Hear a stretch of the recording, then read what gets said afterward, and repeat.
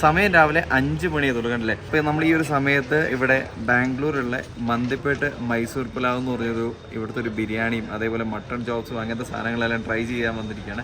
ഇപ്പോൾ ഇവിടെ രാവിലെ 3 മണി തൊട്ട് 10 മണി വരെയാണ് ഈ ഒരു റെസ്റ്റോറൻറ്റ് ഉള്ളത്.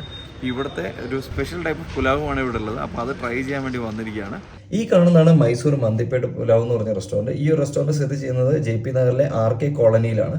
രാവിലെ 3 മണി മുതലാണ് ഈ റെസ്റ്റോറൻറ്റ് ഓപ്പൺ ആണെന്ന് ഞാൻ നേരത്തെ പറഞ്ഞത്. പക്ഷേ നമ്മൾ എത്തിയ സമയത്ത് 5 മണിക്ക് ഭയങ്കര തിരക്കായിരുന്നു. പുറത്തുനിന്ന് ഉള്ളിലേക്ക് കയറാൻ പോലും പറ്റുന്നില്ലായിരുന്നു. പക്ഷേ ഇപ്പോൾ നിങ്ങൾ നോക്കിക്കഴിഞ്ഞാൽ തിരക്കൊന്നും ഒഴിഞ്ഞ് എന്നാലും കുറേ പേര് പുറത്ത് നിന്നുകൊണ്ട് ഭക്ഷണം കഴിക്കുന്നത് കാണാം. ഇവിടുത്തെ പുലാവ് അത്രത്തോളം ഫേമസ് ആണ്. അത് മാത്രമല്ല ഇത് ഇത്ര നേരത്തെ കിട്ടുന്നു എന്നതിൻ്റെ ഒരു ഇമ്പോർട്ടൻസും കൂടെ ഉണ്ട്.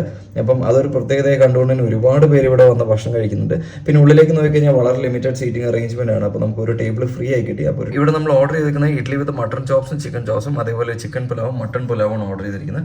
അപ്പോൾ ഇതിനകത്ത് നമുക്ക് ആദ്യം തന്നെ ഇഡ്ഡലി വിത്ത് മട്ടൺ ചോപ്സ് വെച്ച് തുടങ്ങാം. അപ്പം ഇഡ്ഡലി എന്ന് പറയുന്നത് ഭയങ്കര സോഫ്റ്റ് ഇഡ്ഡലിയാണ്. അപ്പോൾ ഈ ഒരു സൈസ് വന്നിട്ട് ഇഡ്ഡലി അപ്പോൾ നമുക്ക് ഒരാൾക്ക് കഴിക്കാൻ ഈസി ആയിട്ട് 2 ഇഡ്ഡലി കൊണ്ട് വയറ് നിറയും എന്ന് തന്നെ പറയാം. അപ്പോൾ ഞങ്ങൾ എല്ലാവരും ഷെയറിങ്ങിലാണ് ഇതെടുത്തത്. കാരണം ഒരാളെ കൊണ്ട് ഇത്രയും സാധനങ്ങൾ കഴിച്ചു തീർക്കാൻ പറ്റില്ലായിരുന്നു. പിന്നെ ഇവരുടെ ചോപ്സ് ഭയങ്കര ഫേമസ് ആണ്. അതുകൊണ്ട് തന്നെയാണ് ഇതൊന്ന് ട്രൈ ചെയ്യാൻ തന്നെ തീരുമാനിച്ചത്.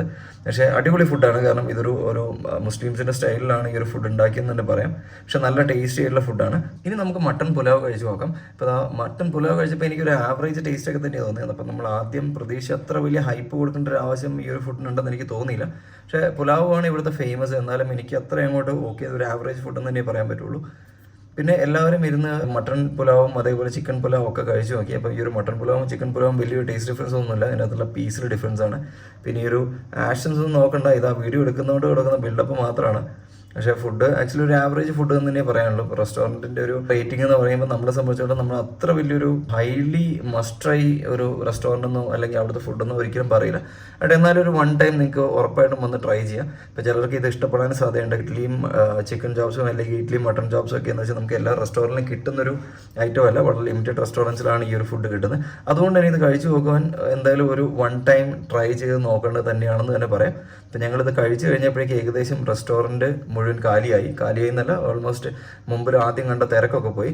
കഴിച്ച് കഴിഞ്ഞപ്പോഴേ 5:30 പുറത്തിറങ്ങിയ സമയത്ത് കുറച്ച് പേരവിടെ ഓർഡറിനായിട്ട് നിൽക്കുന്നുണ്ട്. കുറേ പേര് ഇവിടെ വന്ന് വാങ്ങിച്ചിട്ട് പോകുന്നവരുണ്ട് കേട്ടോ. എന്തൊക്കെ പറഞ്ഞാൽ നമുക്ക് ഇഷ്ടപ്പെട്ടില്ലെങ്കിലും ഒരുപാട് പേർക്ക് ഇഷ്ടപ്പെടുന്നതുകൊണ്ടാണ് അവർ സ്ഥിരമായിട്ട് വന്ന് പോകുന്നത്. ഇപ്പോൾ ഈ ഒരു സ്ട്രീറ്റിൽ മെയിൻ റോഡും ജസ്റ്റ് ഇങ്ങോട്ട് കയറുമ്പോൾ തന്നെ നമുക്ക് ഈ റെസ്റ്റോറൻറ്റ് കാണാം. സമയം പറഞ്ഞ പോലെ 5:30 ആയി. മെയിൻ റോഡിലേക്ക് നോക്കിക്കഴിഞ്ഞാൽ മെയിൻ റോഡിൽ കുറേ പേര് ഇതേപോലെ ഈ ഒരു മന്തിപ്പേട്ട് മൈസൂർ പുലാവ് കഴിക്കാൻ വന്നിട്ടുണ്ട്. അപ്പോൾ അതിൻ്റെ കാർ പാർക്കിംഗ് ആണ് ഈ കാണുന്നത്. ഒരുപാട് പേര് പല സ്ഥലങ്ങളിൽ നിന്നും ഈ ഒരു ഭക്ഷണം കഴിക്കാൻ വരുന്നുണ്ട്. അപ്പോൾ എനിക്ക് എന്തായാലും ഇതൊരു ആവറേജ് ഫുഡായിട്ട് തന്നെയാണ് തോന്നുന്നത്. അപ്പോൾ നിങ്ങളിത് കഴിച്ചിട്ടുണ്ടെങ്കിൽ എന്തായാലും തീർച്ചയായിട്ടും നിങ്ങളുടെ ഒരു അഭിപ്രായം കമൻറ്റ് ചെയ്യുക. അതോടൊപ്പം തന്നെ ഇനി കഴിക്കാത്തവരുണ്ടെങ്കിൽ തീർച്ചയായിട്ടും വന്ന് കഴിച്ചു നോക്കുക.